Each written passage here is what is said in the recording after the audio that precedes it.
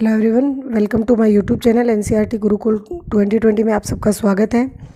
हमने 8th class का second chapter start कर रखा है। इससे पहले वाला वीडियो अगर आपने नहीं देखा है तो आप आई बटन पे जाके देख सकते हैं, और फर्स्ट लेसन की जो प्लेलिस्ट है वो भी आपको आई बटन पे मिल जाएगी, और डिस्क्रिप्शन बॉक्स में भी आपको इनके लिंक मिल जाएंगे। तो बिना देरी किए हुए स्टार्ट करते हैं आज का वीडियो। जो ये सेकेंड चैप्टर है इसमें हम फ्रेंडली माइक्रो ऑर्गेनिज्म के बारे में पढ़ रहे हैं। तो नेक्स्ट हमारा जो टॉपिक है क्लीनिंग द एनवायरनमेंट, यानी जो माइक्रो ऑर्गेनिज्म होते हैं फ्रेंडली, वो एनवायरनमेंट को क्लीन कैसे करते हैं वो देखते हैं। Boojho and Paheli had observe the school gardener making manure. Paheli और बूजो ने देखा कि जो स्कूल का गार्डनर था वो क्या कर रहा था, खाद तैयार कर रहा था। Along with their friends they collected waste of plant vegetables and fruits from nearby house and gardens। जो पहेली और बूजो हैं वो क्या कर रहे हैं, जो वेस्ट था प्लांट्स का, वेजिटेबल का, फ्रूट का, वो घर के आसपास से और गार्डन से इकट्ठा कर रहे हैं, और इसको इकट्ठा करके वो कहाँ डाल रहे हैं, एक पिट के अंदर डाल रहे हैं जो वेस्ट डिस्पोजल के लिए बनाया गया है। After some time it decompose and got converted to manure. कुछ समय बाद उन्होंने देखा कि वो डिकम्पोज हो चुका है, और डिकम्पोज होने के बाद किस में कन्वर्ट हो चुका है, मैन्योर में। Boojho and Paheli want to know how this had happen. Boojho और पहेली जानना चाहते हैं कि ये कैसे हुआ। देखते हैं activity 2.5। Take a 2 pot and fill each pot half with soil. यानी 2 पॉट लिया आपने और उसके अंदर क्या कर दिया, दोनों में हाफ हाफ सॉइल डाल दी, और एक पे मार्क ए लिखा और एक पे बी लिखा, ठीक है।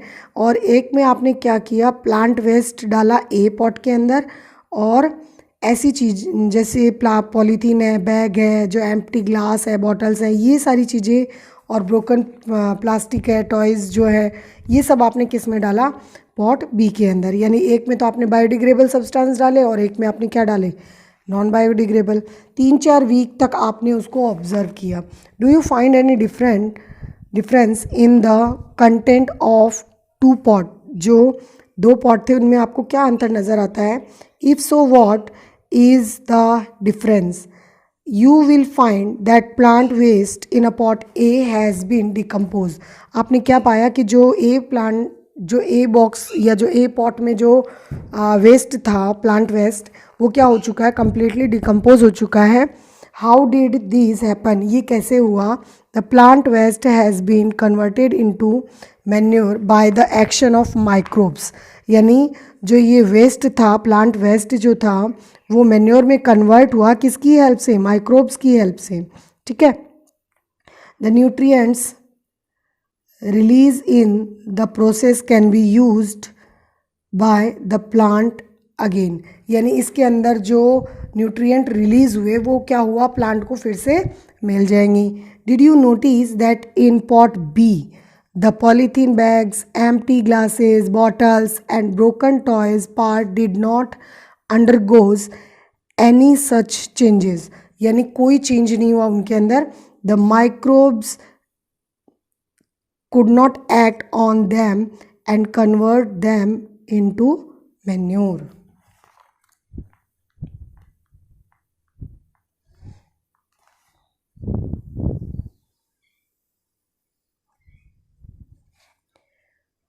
You often see large amount of dead organic matter in the form of decaying plant and sometime dead animals on the ground। यानी आपने देखा होगा कि बहुत ज़्यादा मात्रा में जो ऑर्गेनिक मैटर है, डेड ऑर्गेनिक मैटर जो है, वो चाहे प्लांट्स का हो या चाहे कोई एनिमल हो उसका हो, मतलब जैसे प्लांट सड़ जाता है या फिर डेड हो जाता है तो वो गिर जाता है, या फिर कोई एनिमल है जो मर गया है, ठीक है।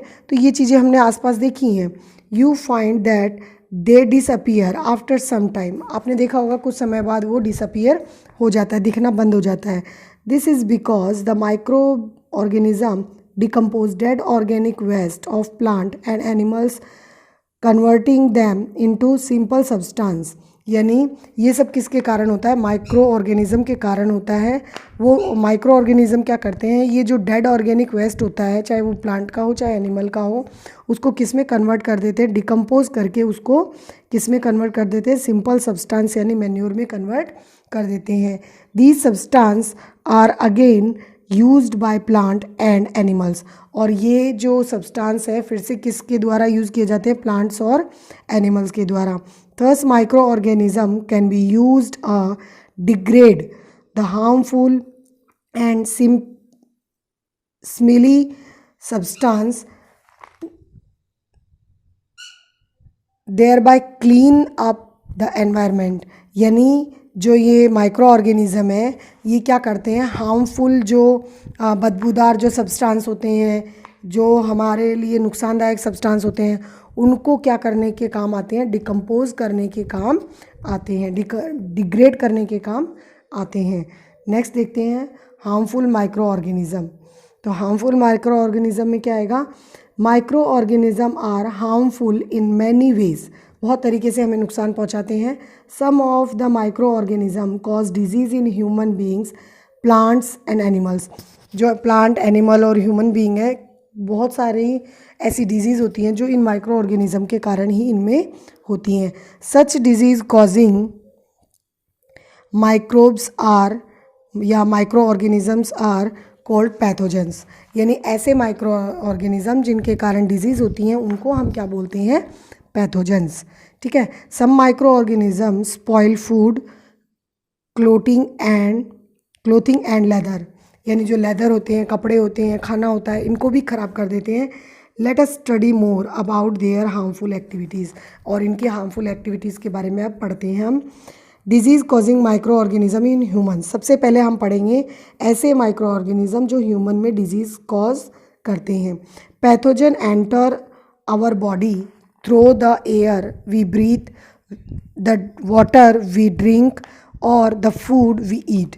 यानी किसी भी माध्यम से ये जो माइक्रो ऑर्गेनिज़म है या पैथोजन है, ये हमारी बॉडी में एंटर कर सकते हैं, चाहे वो सांस के द्वारा हो, चाहे वो पानी के साथ हो, चाहे हम जो भोजन खाते हैं उसके साथ हो। They can also get transmitted by direct contact with an infected person और कैरीड बाय एनिमल्स।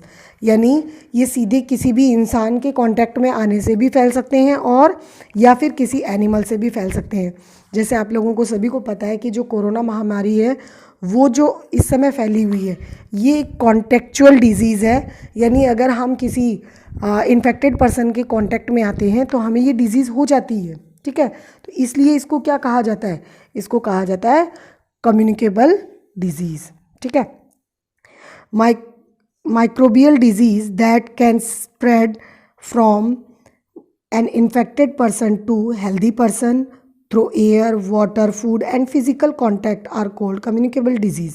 यानी ऐसी माइक्रोबियल डिजीज़ जो क्या होती है, बीमार व्यक्ति से जो स्वस्थ व्यक्ति है उस तक, चाहे वो एयर के माध्यम से, चाहे वाटर के माध्यम से, चाहे फूड के माध्यम से और चाहे फिजिकल कांटेक्ट के माध्यम से वो फैलती है, उसको हम बोलते हैं कम्युनिकेबल डिजीज़।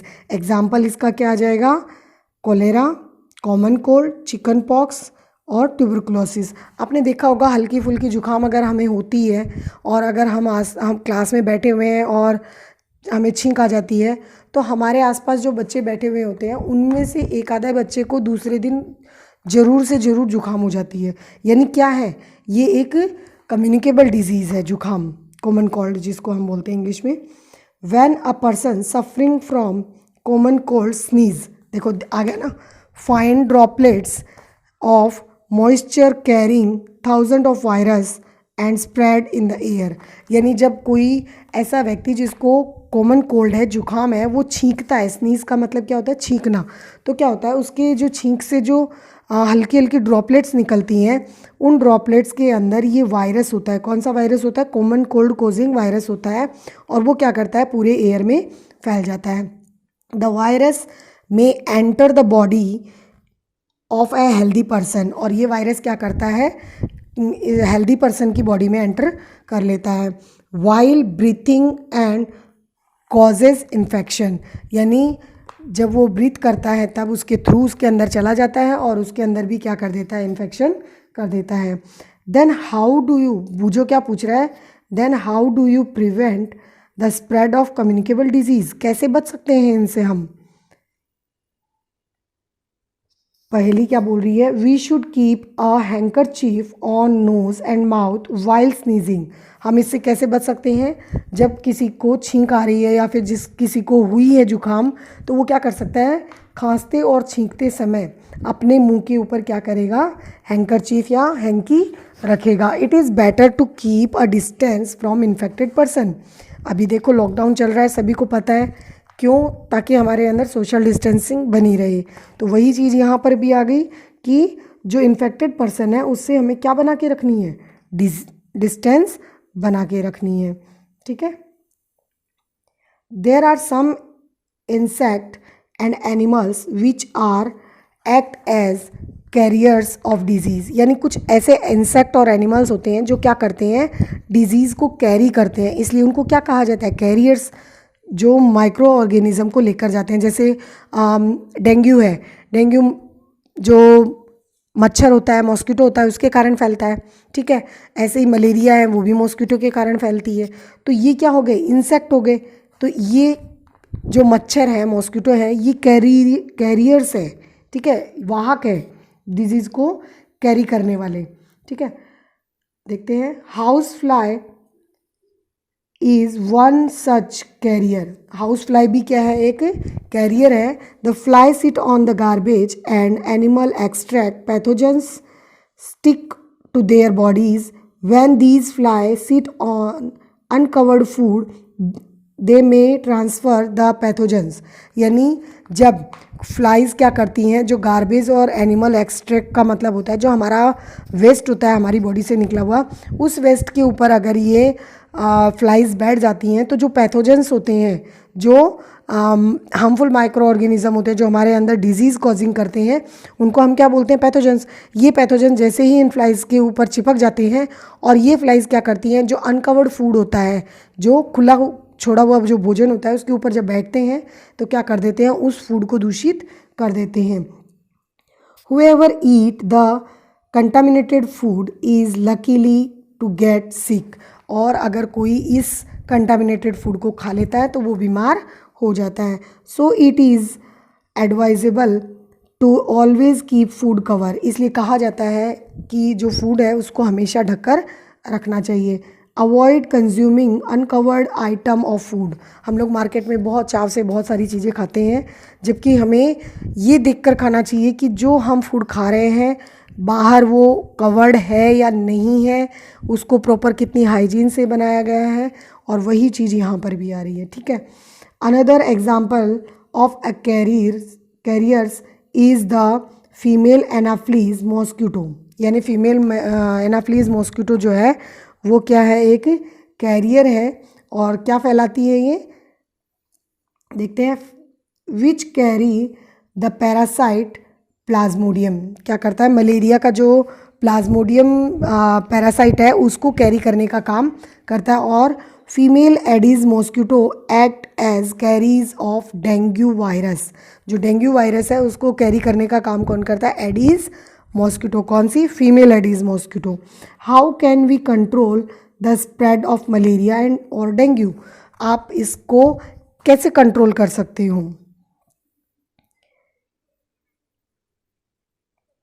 पहली क्या कह रही है, why does the teacher keep telling us not to let water collect anywhere in the neighbourhood. यानी टीचर हमें क्यों बोलती है कि हमें अपने आसपास कहीं भी पानी को इकट्ठा नहीं होने देना चाहिए। ऑल मॉस्किटो ब्रीड इन अ वाटर। जो जितने भी मॉस्किटो होते हैं वो क्या करते हैं, अपने जो एग हैं वो रुके हुए पानी में ही देते हैं। Hence one should not let water collect anywhere in coolers, tyres, flower spot etcetera. कहीं भी हमें क्या करना नहीं चाहिए, पानी को इकट्ठा नहीं रखना चाहिए। Keep the surrounding clean and dry we can prevent mosquito from breeding. और अगर हम अपने आसपास के एनवायरनमेंट को साफ़ रखेंगे तो हम इन मॉस्किटो की जो ब्रीडिंग होगी या जो ये एग देंगे उसको हम रोक पाएंगे। Try to make